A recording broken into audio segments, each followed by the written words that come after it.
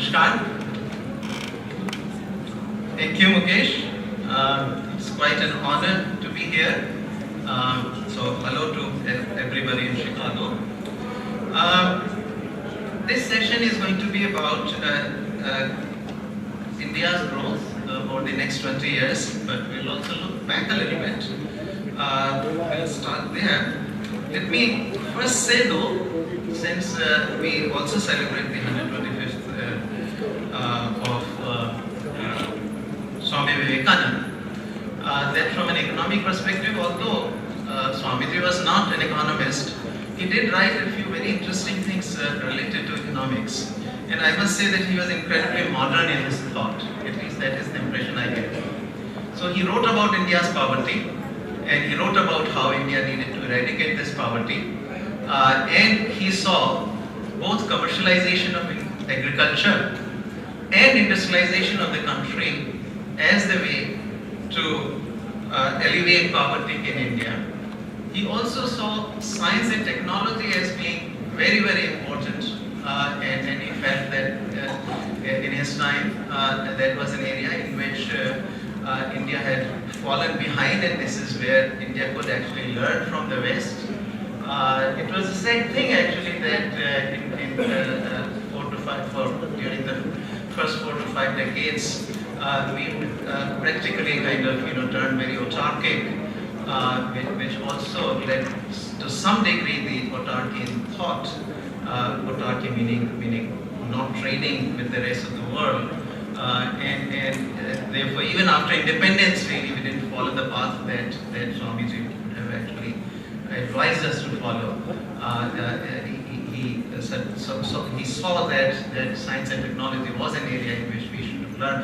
Things have changed, of course, and today India has caught up quite a bit with the rest of the world, and particularly in technology. Swamiji also was very big on education, that ultimately to bring people out of poverty, education was the key.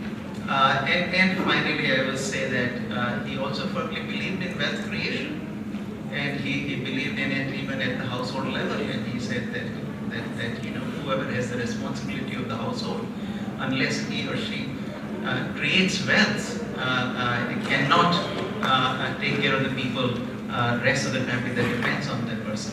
So he very firmly believed in wealth creation. So he was very modern in my view in his thought. But let me, since our time is limited, turn to the economics. The Prime Minister Modi, with whom I had the great privilege to work for 3 years, has talked about building a new India, Naya Bharat. And I must say that we used to talk.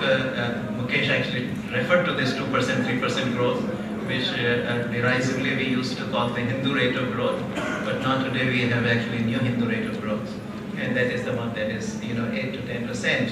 And this new Hindu rate of growth is not just a static number as it used to be in the past. It is a dynamic number, an evolving number. Today we are growing at 7% plus, but we expect that this will evolve into a 10% kind of growth. But let's look back. Those of us who come from India have sometimes this problem of hawa mein baat karne ki. So we can't do that.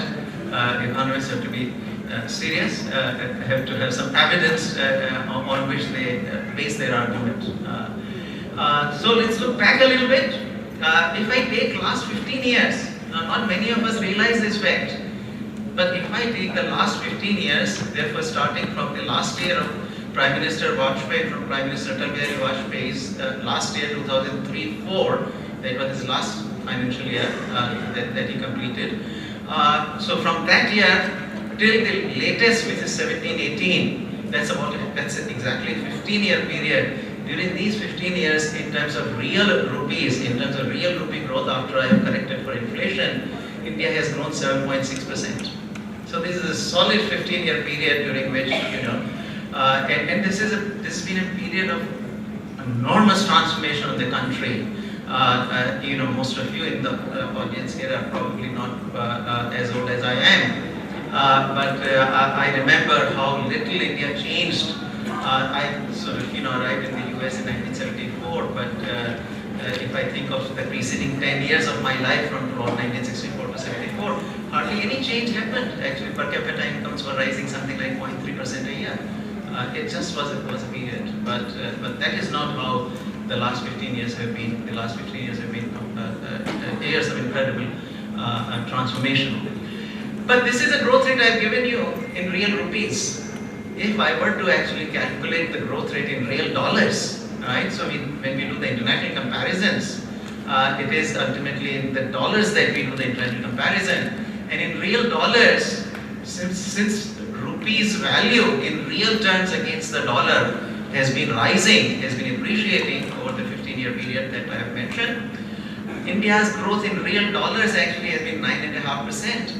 So we are not very, in real dollars, we are not very far away from being 10%. We are almost there. And that's something we don't realize, because 7.6% we were getting already in real rupees, and the rupee has been appreciating in real terms about 2% a year. And that is a process that will continue. So even if one maintains a growth rate of 7.5% in real rupees, that will translate into something close to 9% a year over the next 20 years. Now think of what that translates into. Today, we are an economy of about $2.6 trillion. If we grow at, let's say, 9%, which is completely feasible, but let's say even if we grow about 8%, at 7%, in fact, you double every 10 years.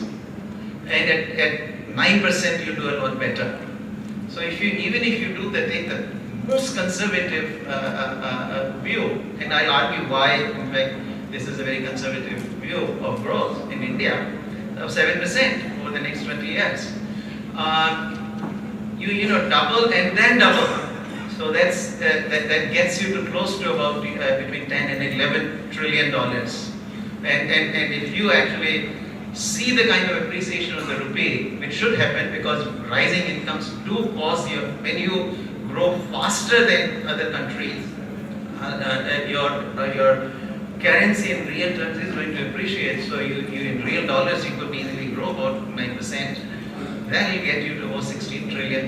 So we get very close to what the United States is today, at least in terms of the GDP. So next 20 years is going to be a period of just phenomenal transformation. I think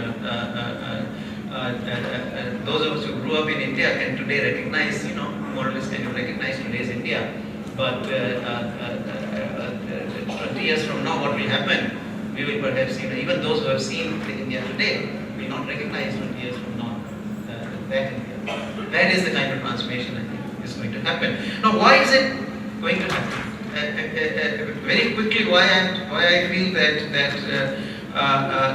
such growth is entirely feasible and within India's grasp.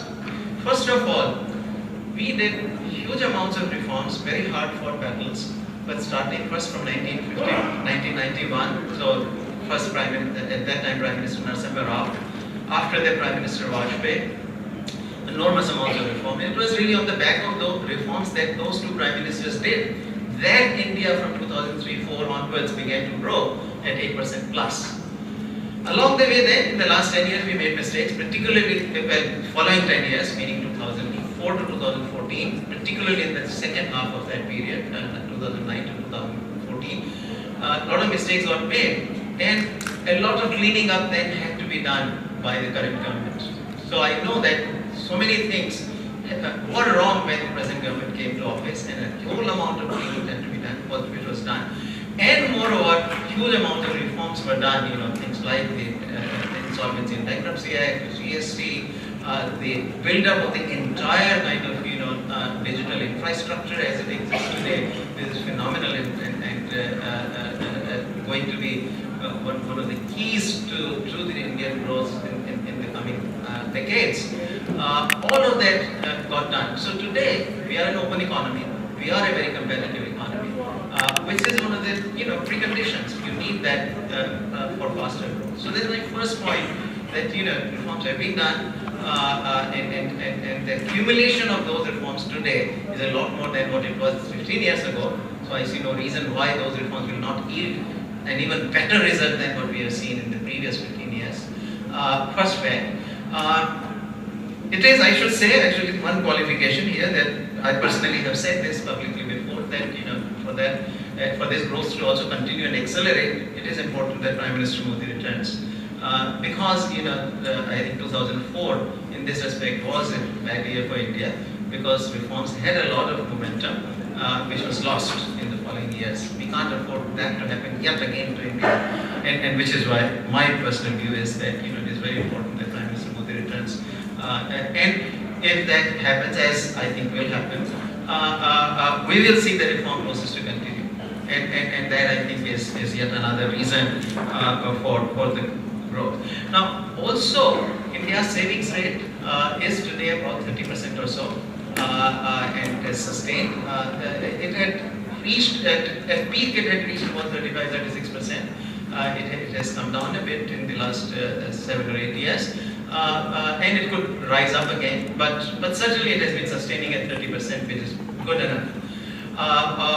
Also, in terms of the productivity level, as reflected by our per capita incomes, our per capita income is $2,000 per year. US per capita income $55,000 per year. Huge gap, and that really also effectively reflects the gap in the productivity. If the productivity frontier, meaning the US, is here, our productivity is down here. So we got huge amount of scope to catch up.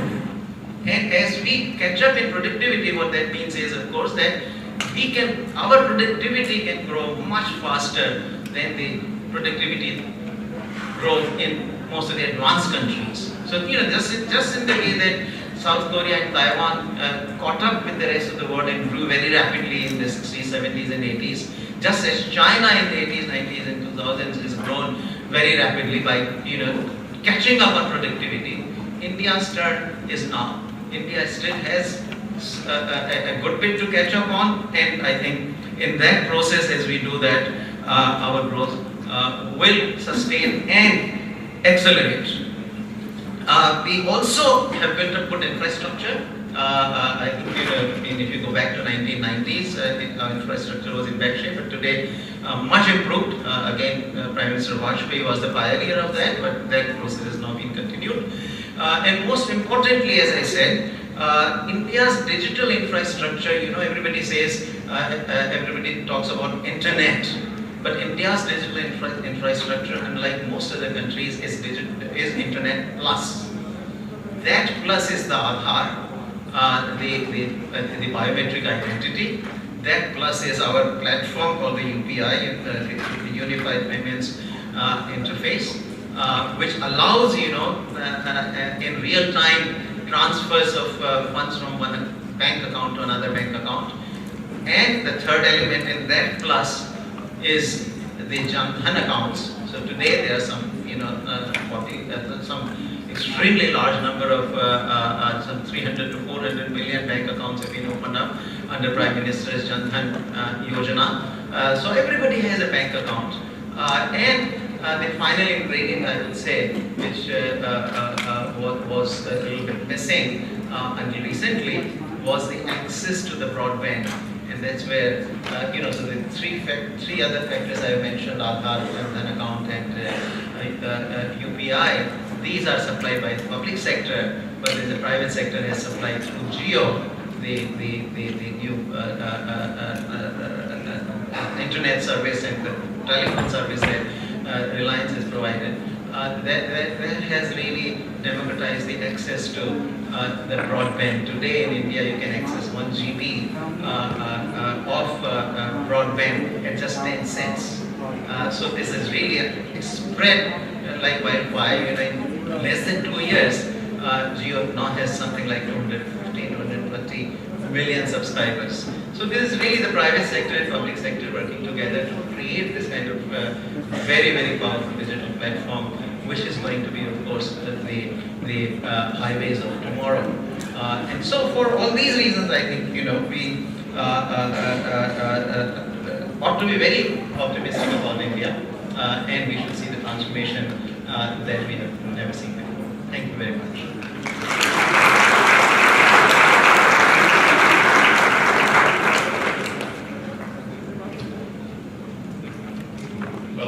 Like Dr. Panagariya, I'm also very retrospective on the previous government. You saw them in the last years of UPA2 really working as hard as they could to take the economy into a train wreck and a nosedive with some of the short-sighted economic decisions. And still, they were only able to plunge growth down to 4%. Speaks pretty well for the fact that even in the worst of times, India has managed to maintain a steady state of growth. Now, looking forward over 20 years at some prospective horizon issues, there's so much that you can cover and looking at some of the grand challenges that he has to grapple with, whether it's urbanization and a number of other things. I'm going to choose really two issues to take a look at, which is finding ways to rebalance the economy, and second is the role of trade for India's growth story over the next 20 years. So to start with is looking at the rebalance of the economy. Probably a lot of you are basically familiar with the fact that agriculture still represents about half of the workforce, but represents a very small part of India's GDP. Services represents about 60% of India's GDP, yet only about 30% of the workforce, and manufacturing is kind of the reverse of that. And so the Prime Minister was initiating this grand campaign, Make in India, and challenging the country, and trying to initiate reforms that will create a more vibrant manufacturing ecosystem. So the big question is, in the next 20 years, which is debated pretty loudly, can India grow with a services-led economy? Can they create the kind of employment necessary to bring in tens of millions of new employees a year based on services? Or is manufacturing a must? Do they have to create the low-skilled manufacturing jobs and follow the path that Japan and China and Taiwan and most other developed countries plowed during that period of focusing on manufacturing? I don't think we need to review as we talk about what India needs to do to create a stronger manufacturing economy. In terms of the list of issues that are out there, it's been compiled time and again. Mukesh does this on a daily basis for his great members, and trying to make sure that the business environment is a high quality for the investors that are looking at it. But there is a big difference between those factors that we can measure and those ones that are difficult to measure. The measurable, you look at the level of infrastructure that's built, the number of permits that you need to start a business, the time it takes you to get those permits. The World Bank and NITI Aayog now, with their great report on doing business at the state level, managed to compile that. But there's also the intangible issues with doing business in India that we all are familiar with. The question is, there going to be regulatory stability, or are you going to be dealing with an environment, as I did back in my days in the life insurance business, where dramatic regulations and really reshape your business model happen at the drop of a hat because they saw some imbalance in the market? Are there going to be local players that play a difficult game for foreign companies to deal with?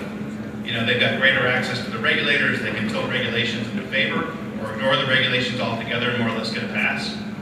Transparency and corruption. There are attempts to measure that, but I don't think any fully capture it. So the list in terms of what it needs to do to generate a stronger manufacturing economy, you have both the visible and the less visible factors that the nation has to deal with. And something that, certainly since I took the perch at CSIS, my long years working in the Trade Association too, as India deregulated its economy from Delhi, and certainly Modi has done a great deal on that, in deregulating the economy. Big reforms in coal, which don't get a lot of attention. Big reforms in oil and gas development.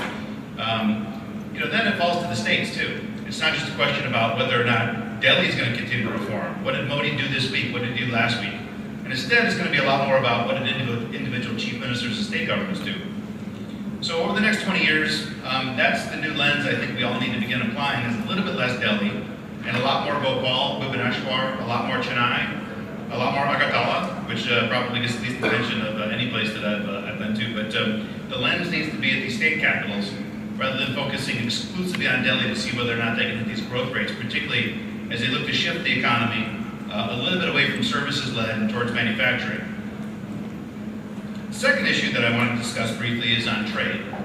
As Arvind pointed out, the 1991 reforms ushered in not just foreign investment liberalization, but also trade liberalization. Initially, of course, it wasn't yet groundbreaking. I think those initial reforms in the early 90s, when you bring customs duties from 300 to 200, it still isn't quite making a market, but steady progress. And it was during the Vajpayee regime. I remember vividly Yashwant Sinha, Vajpayee's first finance minister, announcing during one of his early budget speeches that the government planned to bring customs duty levels down to East Asian levels, as he termed it. 20% for finished goods and 10% for intermediate goods. And every single year in the budget, they hit the mark. You saw the cost, and that's when it gets below 20%. You know, that's when companies can take a lot more access and begin to compete a lot more actively on the ground. But I know, having been in the room on behalf of the United States and negotiating with the Vajpayee government on unilateral liberalization, the one fear that the government brought up was that if we open up the market, it's going to be dominated by China. And I think to their credit, and to a discredit for those of us that pushed so hard at that time, that has absolutely taken place. And today, you know, you see a relatively large backlash in India against more robust trade liberalization. The Modi government has pulled back away from existing trade talks, a regional comprehensive deal across Asia called RCEP, pending trade agreements with Europe, with Australia and Canada. You see an increase in customs duties in about 50 product lines in the budget that was released earlier this year.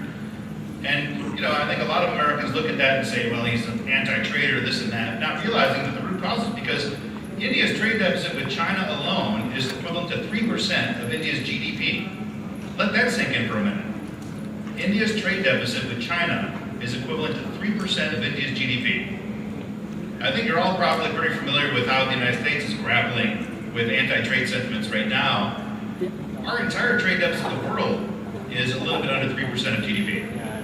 India's deficit with China alone is that high. India's deficit with the world is about 7% of GDP. So there is a very real issue. So to say that it's a knee-jerk, they're not engaging, they don't like the world, whatever, is missing the root cause on why we've seen a little reluctance lately on India to more deeply integrate.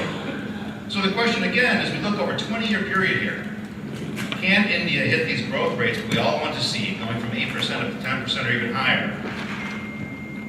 If it's done, you know, really focusing on the domestic market, or at least not led by trade policy. I do make the differentiation between trade policy and trade. India quietly has actually become a relatively large trader.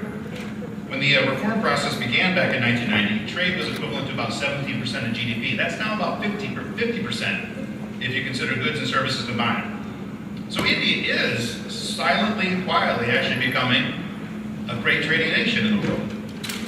But that's being done by individual companies, individual institutions, and a lot less on a top-down approach by the government to try to encourage trade. I think that, you know, on the trade front, there needs to be a realization between our governments that the root causes of a lot of our trade reluctance is actually the same. I'm a free trader. If another country and companies in those countries are playing by fair rules that we all agreed on, and they're beating us on trade, I'm okay with that. And I come from Detroit. We've seen the negative, the downside of the trade, but still, you know, I believe in fair trade. I believe in you know, fair play. China's been the one that I think has really kind of driven the narrative both for our capitals on the anti-trade sentiments, which has caused us to really target each other. We've got a number of trade enforcement actions that the United States and India are throwing at each other. But really, the one that we're most concerned about is the one that we don't always talk about. So as I think ahead over 20 years, as we talk about, will there be trade policy-led trade integration to fuel India's growth? I do think that we need to find preferential trade lines that carve out the players that have caused the discord and really strengthen the ties between those of us that believe in free and fair markets. Thanks a lot.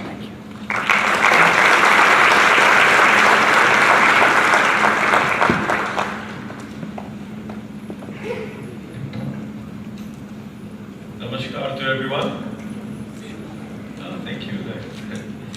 First of all, I really would like to congratulate the organizers of this event to decide to call this particular hall the Ashok Shingle Hall. I think so far, I'm the first speaker who is recognizing that this morning.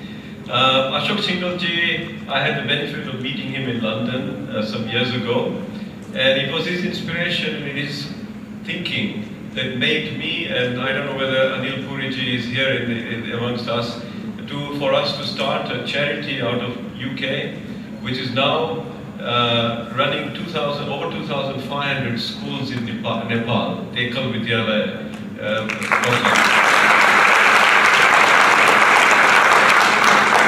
And these schools, would you believe, are run as little as $300 a year, and you can educate 35 school children. in Nepal. So we are running them now and continuing to grow them to a bigger number. I hope we will get to something like 15,000. Ladies and gentlemen, I'm going to talk as an outsider. I've been an outsider in India. I was born in Uganda. I was one of those immigrants that was thrown out by the then President Idi Amin of Uganda, and we had to make a fresh beginning in the UK. I'm pleased to say that Ugandan Asians are now regarded as the best immigrant groups that they've ever had in the British history. But being trained as a chartered accountant and spent some time in the UK in the profession, I started to look at India.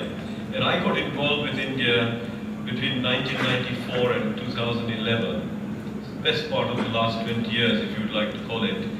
And in those years, I remember, as our chair mentioned, that was the time when India was really in doldrums, really difficult times.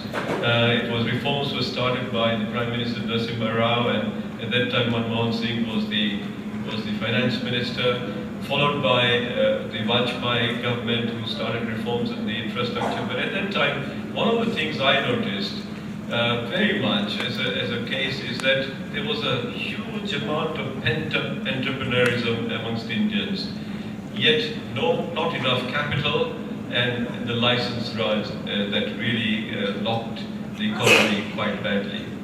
But I could see that position, those circumstances were going to look at India growing further, because when you have entrepreneurism built in, it's going to work.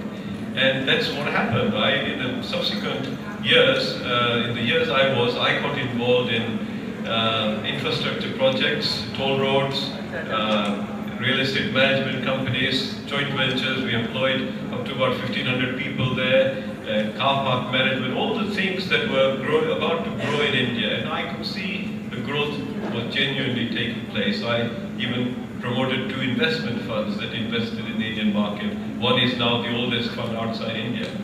So I've seen it, I've been there, I've kind of witnessed what has been going on. And so those were the trends, and really, even despite that, as we heard from the professor, that the Indian economy grew in dollar terms at 9%. That's quite an amazing growth, despite all the difficulties that India had. So how do I see the next 20 years? Well, I certainly see definitely growth taking place, but I want to share with you some trends that I observe that I feel are going to be the ones that might really add to what's going on. If you look at the IT sector, I think we're going to go through a revolution. The world is going to have a revolution as the impact of the IT, blockchain, artificial intelligence, and other advents that are going on. But what's happening in India? Every country is going to see this growth. But the trend of the increase in use of the internet and the mobile phones in India is really on a massive scale. It's increasing. There are something like 800 million users now, or maybe more. Of course, the smartphone users are not as many, but the advent of Brio, the Reliance product, is going to change that. And Indians now, instead of having a PC or an internet connection, will just work on their mobiles using their notepads. And the use of notepads, the smaller notepads, has increased in India by quite a bit. So that is a trend that I see definitely going to boost where India is going to be. But at the same time, if you see, Indians have been ahead of the game when it comes to offshoring and doing work offshore, and we have seen that growth. So Indians are capable of working with IT far more effectively than other parts of the world. That is what I see, and I think that is going to pump up the growth that's going to take place. The other trend that I see that is taking place is number of Indians traveling abroad. Now, one might not think that is really relevant, but if I can just read out the statistics for you for us to start. The Indians traveling abroad has gone up 2.5 times in a decade. This is from 8.3 million in 2006 to 20 million in 2015. and it's estimated that number will rise to 50 million by 2020, and perhaps over the 20 years, the figure will be exceeding 200 million. Now, the Indians traveling abroad means that they see and experience what's happening elsewhere. When they come back home, they want to see the same things happening, and we see it. We see it in the consumer product sales, the white goods, the cars, everything is growing at double-digit growth. That's not happening in other parts of the world, it's happening in India. Reduction in poverty is another interesting observation. In India today, in 2015, there were 170 million people who were below the poverty line, 12.4% of the population, who were on a figure of $1.90 a day. This has reduced by nearly 30% in 2009. And the level is still high compared to China, where the figure is 6.5%. However, the percentage is dropping fast, as in 6 years the reduction was 60%. All such reduction in poverty levels bring permanent level of new consumers in the market. So that is going to bring in a new layer, and that I think is continuously going to happen, and we will see that value, wealth trickle down and growth will happen. Another one that I see is the NRI link. We had Mukesh earlier mention about the kind of tremendous success that the non-resident Indians have had in the US, and I can say the same that has happened in the UK, particularly in the business world. We've had enormous success amongst Indians who are doing business there. And there's estimated over 31 million non-resident Indians out there, as some might call not required Indians, but let's call it non-resident Indians. And there is a thing that this government has started, which is developing a warm and strong link with this community. The Prime Minister Narendra Modi, I'm connected with him since he started the Vibrant Gujarat event, which is all about inviting non-resident Indians into Gujarat and developing activities. And I see that warmth and that really feel for closeness with this community is going to bring in new investment, new connections, new trade that is going to take place. And that this activity is increasing as long as we have a continuity of this government. The other interesting thing that I've seen that is taking place is, well, we've heard about the forward-looking government and the changes that are happening, so I will not deal much more into that. Of course, to say that this is what's helping the environment, it is now creating level playing field for businesses, and we've seen the tremendous values being created by companies like Flipkart and Paytm and so on. But the last point on this one, on the growth that I want to point out, and I just want to delve a little bit on the, time is running out, so I'm going to just quickly do it, is generational value change. There used to be a time when I used to be advising Indian entrepreneurs, and all they were focusing on was how do I avoid paying tax and how do I create my wealth outside India. Today's entrepreneur, who many of times are the children of those first generation, are thinking differently. They want to create value by growth, and tax becomes secondary. The only dampers I see in this growth story are the election. I think many analysts see that there might be a Modi win, but it might be a coalition.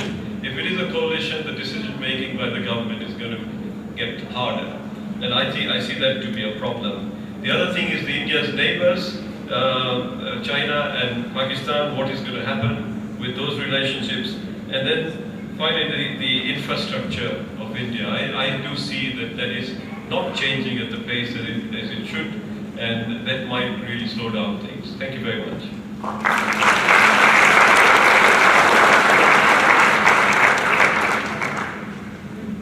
Okay, so you heard the three of us. We will now have a little bit of conversation here, a bit of fireside chat, but also, since at least to my left is Subhash Thakrar, I thought we ought to have some Thakrar. I should say, Professor, that my first name is Subhash, so that means good wishes. Very good. I'll keep my Thakrar limited flights. But let me first, as you were speaking, I was thinking back, this was in the 1990s when the economic reforms were happening. One of the very senior ministers actually in Narasimha Rao's cabinet said, you economists think that you got all this liberalization done. But really the real story is that it is the children of all the ministers and bureaucrats who go abroad or study abroad, come back, and then tell their parents that, India is falling very far behind, what are you all doing? And that was the push which got the reforms going. So I think that really sort of reinforces your thesis, how the Indians who travel abroad and return to India become agents of change. So let me push you a little bit further on that, since it is 20 years later, and you did say that NRIs will have a very important role here. So let your imagination run. Tell us, what do you think in 20 years' time, how many NRIs you think are going to be around outside India? What impact they're going to have? What do you think? Thank you. Well, I think the numbers might not really increase so much because of the kind of anti-immigration rules that are going around, and we are facing that in the UK as well. But having said this, I think if we come out of Brexit, what might happen is that we will need many more Indian doctors and professionals to come and work because we will be short of them. I see that the link, the relationship with the NRIs, there used to be a time, I remember that in London, the Indian High Commission would hardly be in touch with the non-resident Indian community in the UK. They would really not be interested at all. Today, there's a big difference. And that is since Prime Minister Modi came into play, and not only as a Prime Minister, but as a Chief Minister of Gujarat, suddenly there was a momentum that is saying, oh well, we've got to relate to these people. We've got to build up links and see what is going on in their mind and invite them to participate in India. That is when I think soon then this Bharatiya Pravasi events started, and I know you are a recipient of an award for that, and also the Vibrant Gujarat event started. So I see since then the relationships improved and investment level of activities increased. And also, as we heard Mukesh and others mention, that today number of the top companies are being led by NRIs. And so these are entrepreneurs and businessmen here in the West who are now taking serious position, not only in commerce but also politically. We have ministers, and in British Parliament we have a number of Indians who are ministers as well. And what is happening is that they are now getting into a position of influence.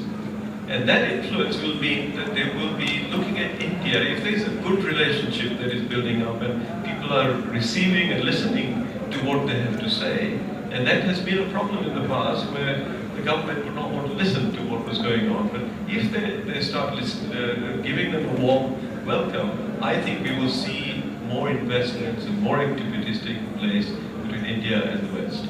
So let me just join you in on one aspect of what you said earlier, that numbers may not rise.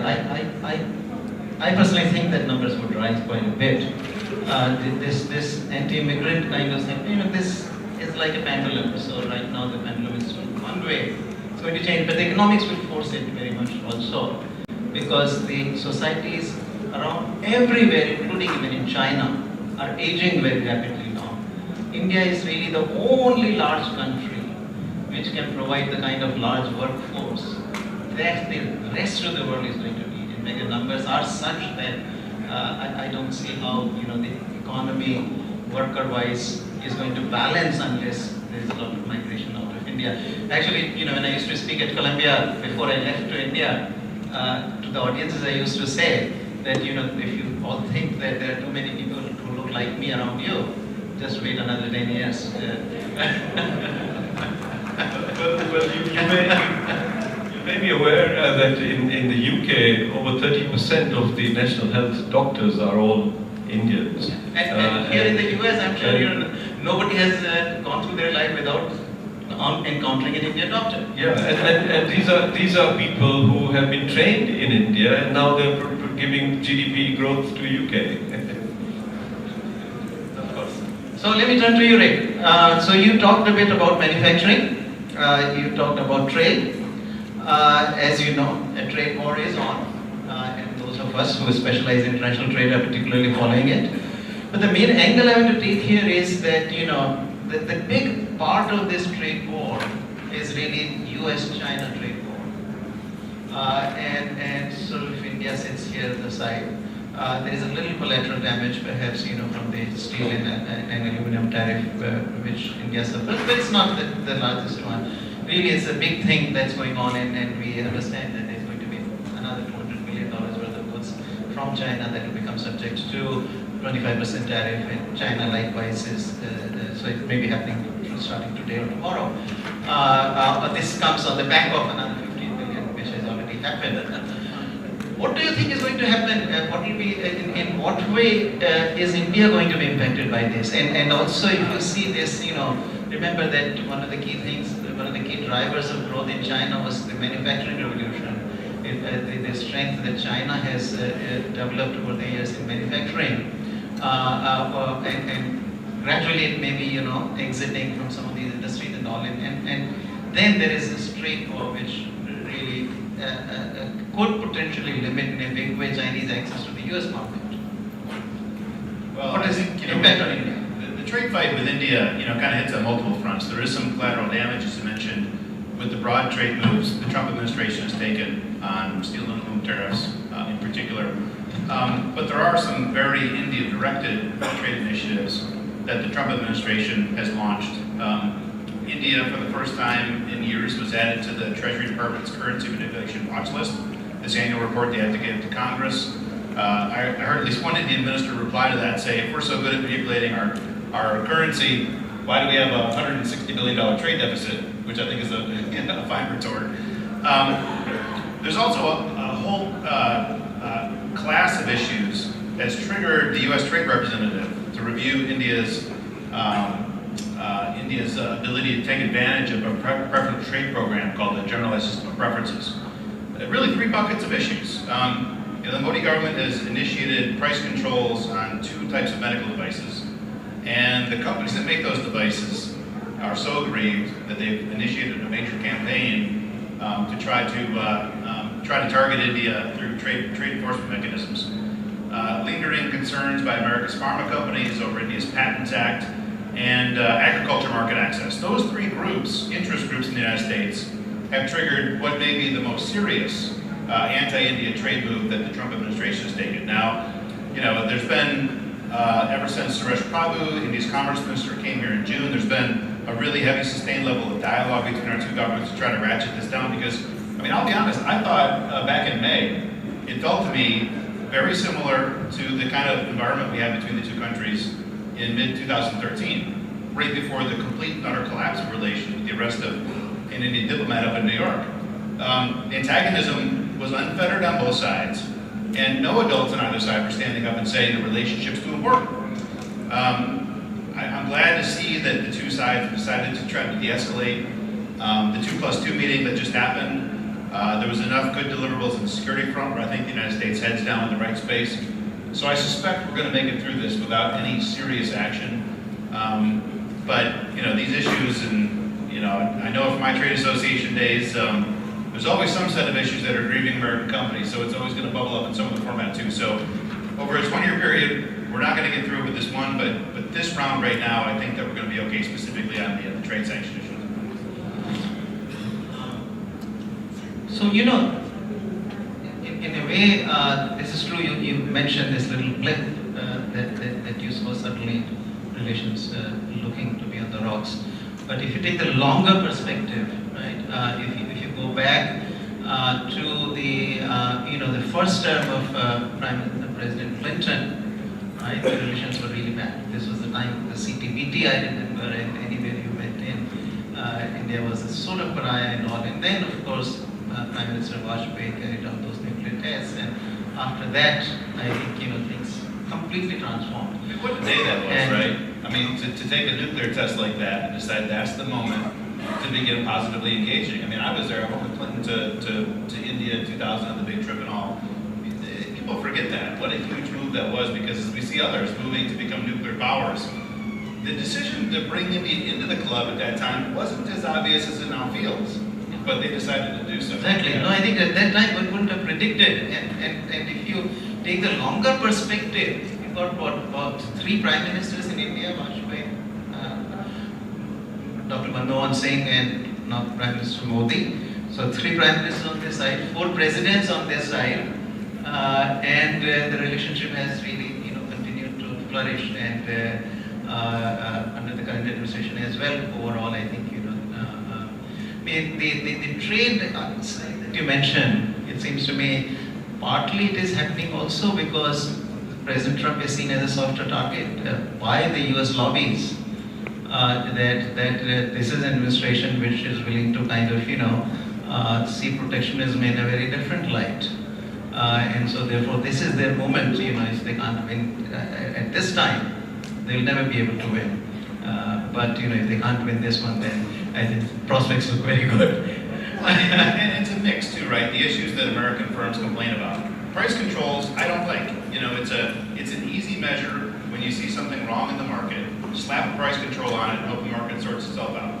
A price control of a medical device, so think about that if you're a business, right? Somebody produces it, it goes to at least 1, maybe 2 middlemen, to a hospital, who's out to a consumer. If there's one flat price control, how do you divide up who in the value chain gets what part of the price at the end of the day, stuff like that. So some of the things that companies complain about too, I personally think they're right, and others like amending the Patents Act to some level that the United States voluntarily created. India is compliant with the international standard that the United States helped create. And then we went and set our own, and now we're trying to hold India accountable for that one. So it's always a mix in these things too. Right. I agree with you actually, because the price controls anyway, exactly the allocation problem arises always, and the supply is short, who is going to get it, who is not going to. We have seen this. India was full of these distributional price controls. Remember the days when the automobiles were under price controls and scooters were under price control, everything. And so then, of course, cement was under price control. So from that, of course, there has been huge progress, but maybe some reversal. For the patents, in fact, India is very compliant with the TRIPS agreement. And I remember when in NITI Aayog, a lot of the American sort of representatives of the pharma interests would come in, and my line usually used to be that, if you think we are in any way not compliant with either our laws or the agreements that we have signed in the WTO, take us to court. And this never happened. They never do it. They would never do it.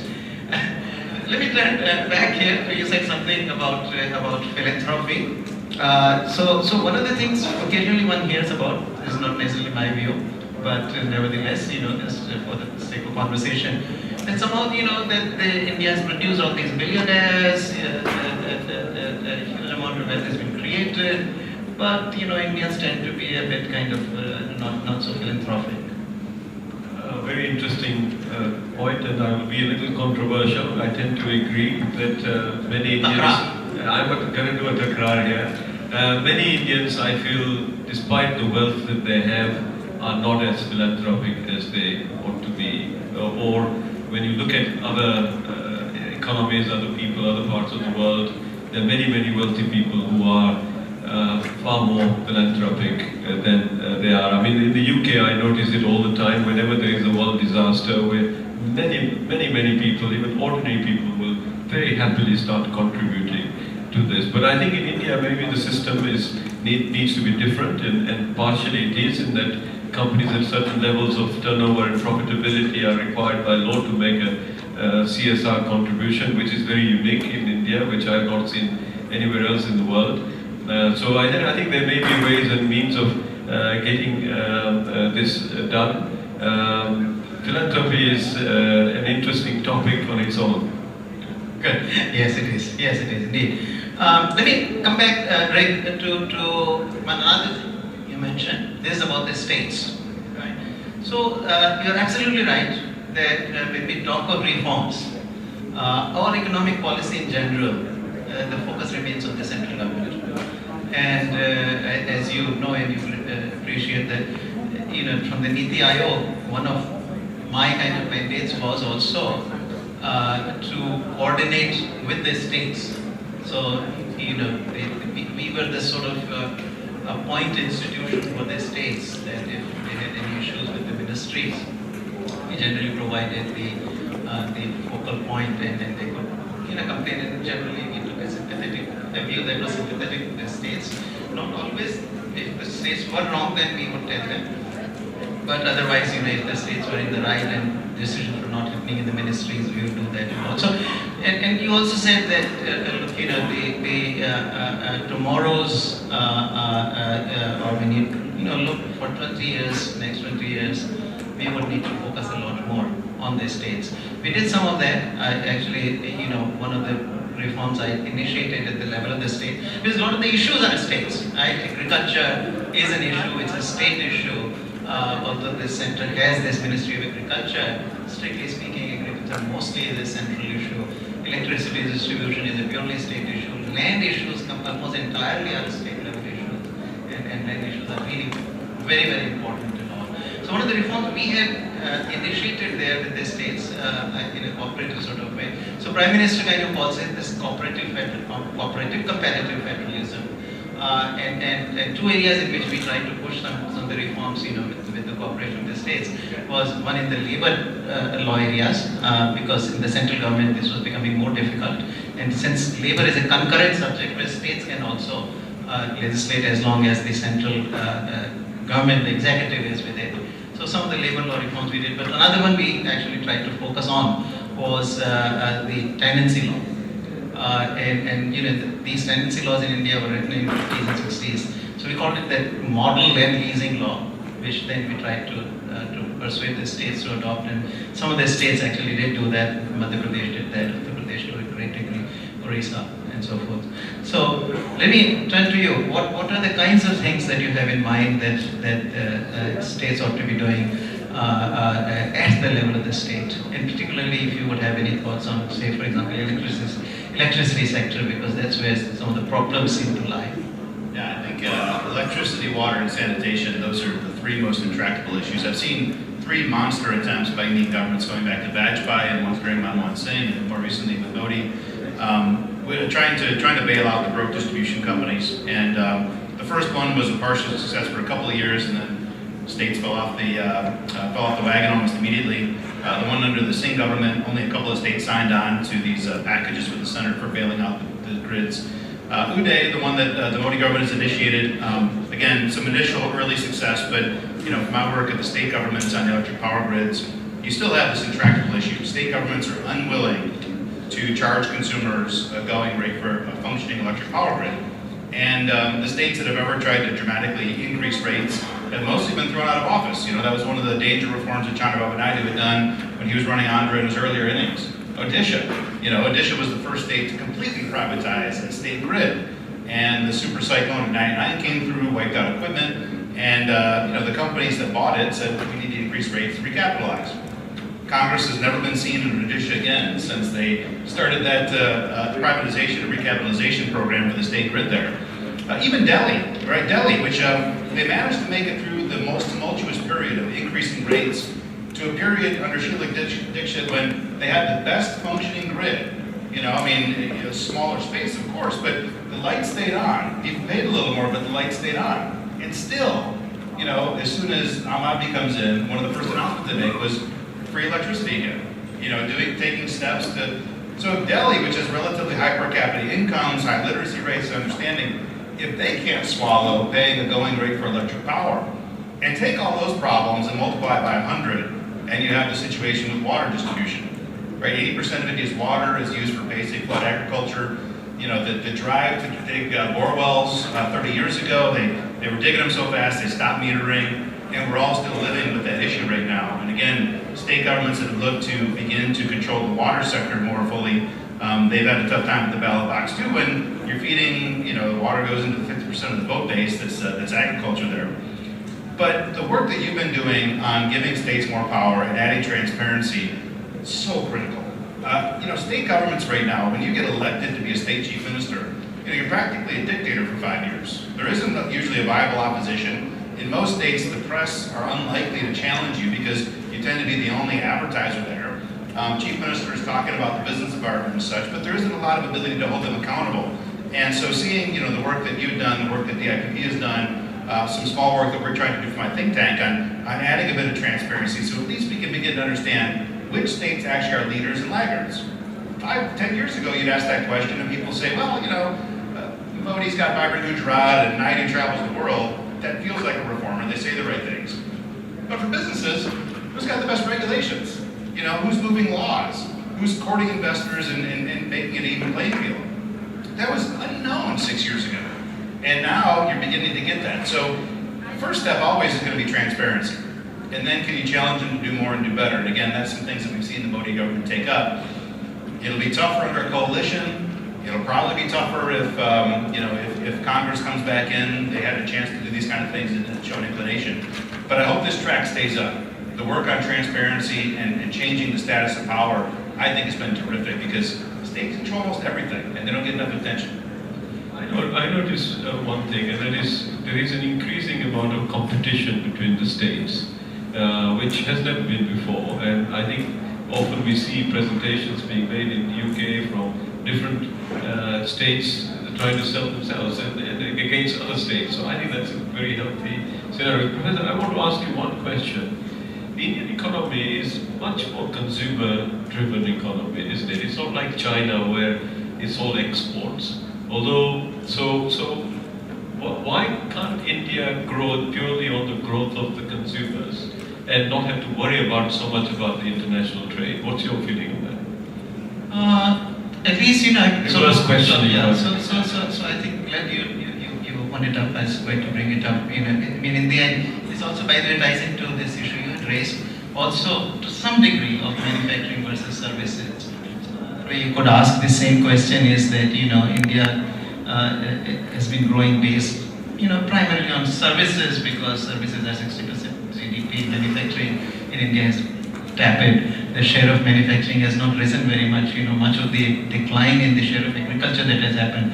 Agriculture certainly, if you go back early 1990s, about 30%, now it's down to 15%. So very substantial decline in the GDP share, not the employment share.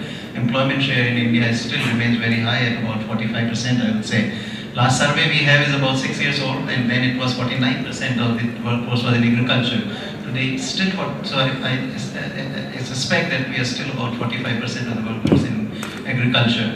And so my answer ties into all these, and this comes back to employment in the end, jobs.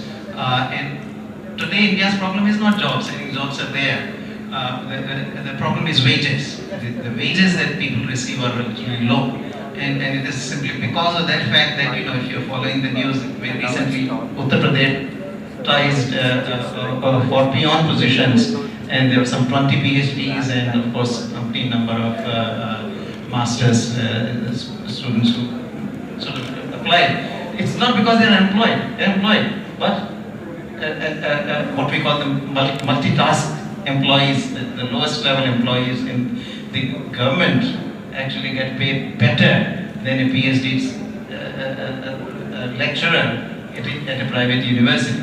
You get 20,000 rupees per month, and a lot of perks associated with that. Complete security of job and hardly much work to do. So it's a fantastic job, even I would love to have it. My application's still pending, yeah. So your application, I get a call. Isn't it? So I think, to return to, you need to create good jobs. And how are we going to bring in this very large workforce which is currently in agriculture? And most of it, by the way, is sitting on very small farms. Half of India's farms today are less than half hectare. I mean, that's like 1 acre or so. Very, very small farms. Nobody can make a living for 5 or 6 people on that kind of small farm. So, how do you bring them up? And in the end, I see only way is if you're going to get well-paid jobs for these people. I mean, there is a school which says that, we can do services and we can continue to grow at services 7 or 8%. Perhaps can be done. I and that's where the consumer demand and so forth kicks in, because services are largely, non-traded, and therefore you can build it on the domestic demand. But the problem is that, not in many of these people who are working in the farms can be now employed straight away into your IT industry, right? Your well-paid jobs in services largely are finance, IT, maybe a little bit of retail. But other than that, services jobs are way below down there. And so you need some manufacturing. And that is the context in which I argue that, you need many countries. If you can go back in the 60s, early 60s, when Singapore, Taiwan, South Korea, these countries began to really grow at 8 to 10%, what we are doing today. Every one of those, then later China, every one of the countries that has transformed itself has done it with manufacturing. And when they do it that way, wages actually, even when, so Korea, for example, early 1960s, 65% of its workforce was in agriculture. Today it's hardly 5%. And when the process happened, then these people came out of agriculture into non-agricultural sectors. Large number of them came. And yet the wages were rising at 8-9% a year. So many workers are absorbing and continuing to maintain this. So we raise the productivity and so forth. So manufacturing has that. Now, and it can be done, and why I think the world market is so important. Take apparel industry, which really for the given small amount of investment, it can create large number of good jobs, paying about 15,000 rupees in the export sector, about 15,000 rupees per month. And today, for example, China's exports are about $175 billion on clothing. Ours are 17-18 billion. China has very high wages. It is going to quit that space. Gradually, it's leaving that space.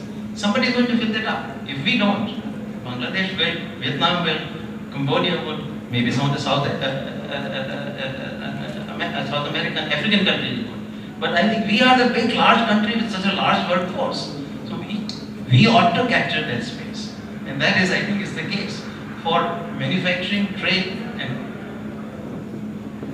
I tend to I accept that. I think the level of wages in India for the other parts of the services sector and in the other sectors are not comparable, and therefore people probably need to adjust and get to a high level. That means international trade and international sales. Right.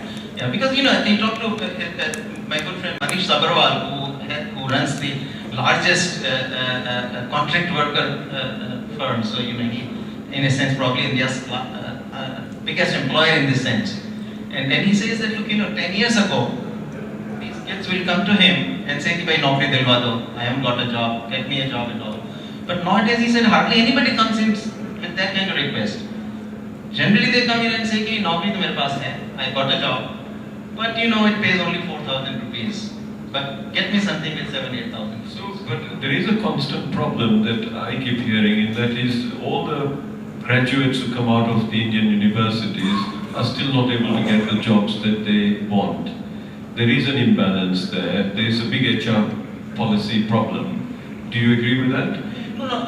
Well, numbers we don't know. You see, and this is partly the reason such a big debate is going on, in India, because survey which needs to be done as now, it is just completed. 17-18 is the year, but the last big survey was 11-12, and so unfortunately we don't have the good numbers on the overall employment situation. You got numbers on certain sectors and so forth, but not on the overall. But it should come in 6 months or 8 months, so we'll know. But broadly speaking, that's a recognized kind of problem that everybody who graduates feels that he or she is not being employed at the level at which their education is.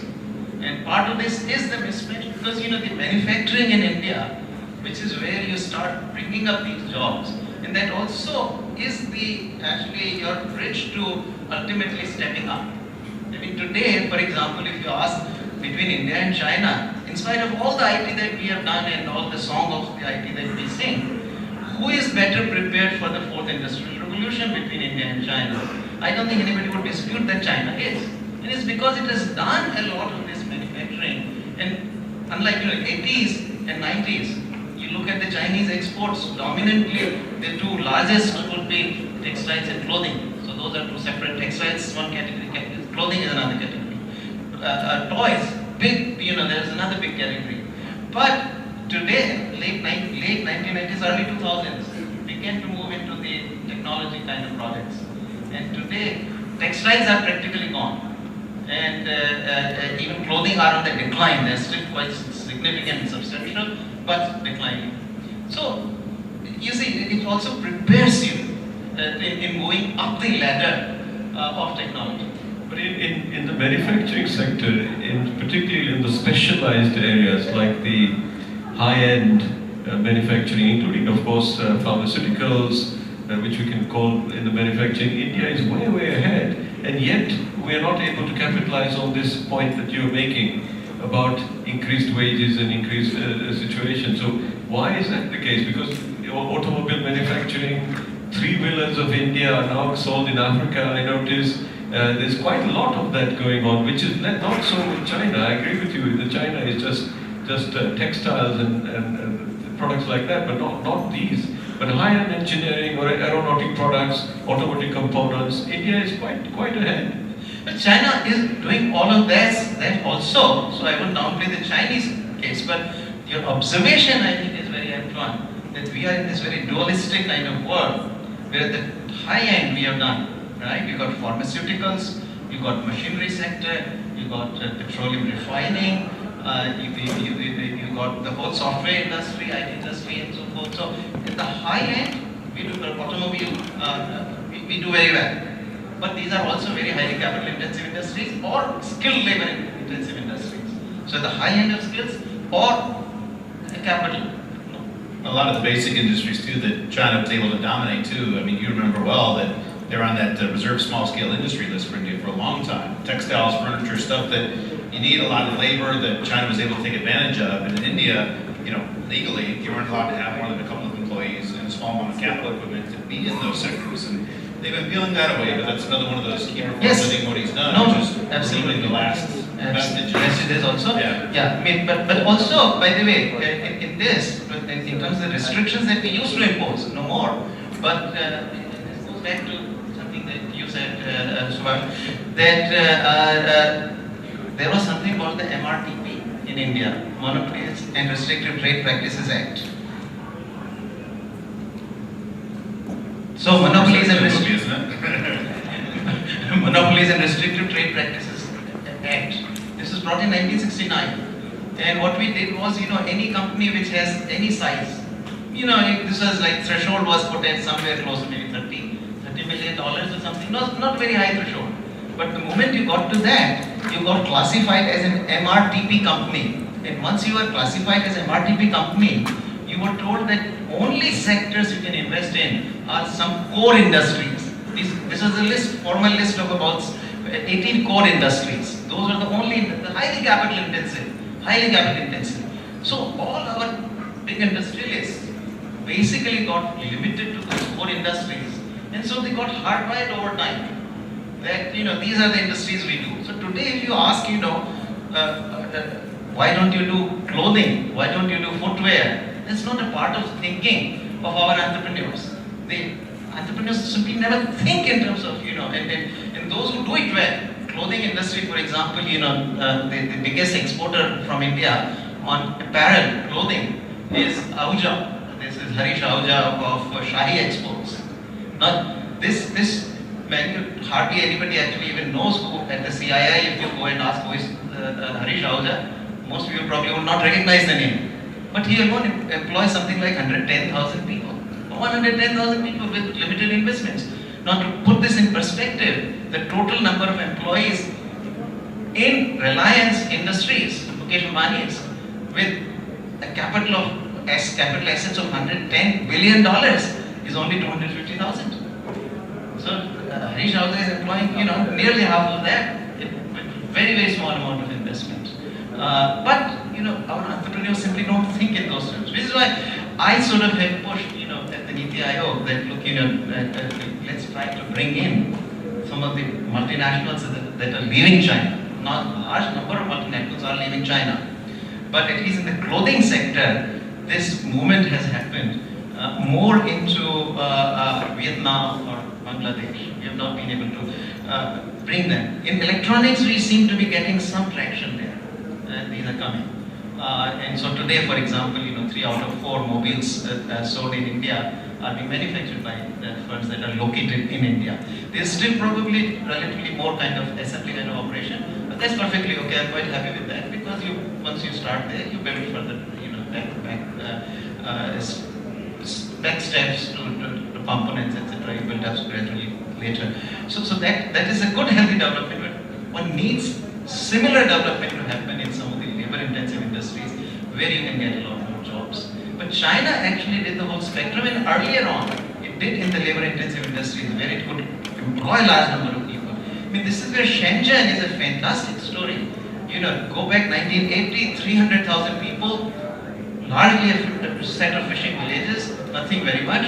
Deng Xiaoping sort of, Mao dies, Deng Xiaoping comes in, says, looks across to Hong Kong, looks across to Taiwan, what are those guys doing right, what are we doing wrong? And he opens up the whole thing, for investment and all. Those companies, because they were having very high wages there, so those companies moved into China. And gradually, Shenzhen today, 11 million people, and $25,000 per month per year is the per capita income. So I think huge progress. And that was a model too. I remember the Vajpayee government with recreating the special economic zone policy, away from the export processing policy, running around the world pitching this new concept of developing Shenzhen corners. But I think the experience that a lot of companies face when they would move into these special economic zones is they weren't really given the freedom of running their own place quite as much as they were kind of led to believe. And so the same kind of problems you've got outside the SEZs of state governments diverting your electricity to a local village at election time and stuff like that. It didn't turn out to be these pristine business environments quite like they were sort of promised. But reinvigorating a policy like that and giving more local control and not local politicians control, it is something that I think still begs to be kind of replicated more fully. Absolutely. And that is your last word. Our time is up. Thank you both very much, and please give the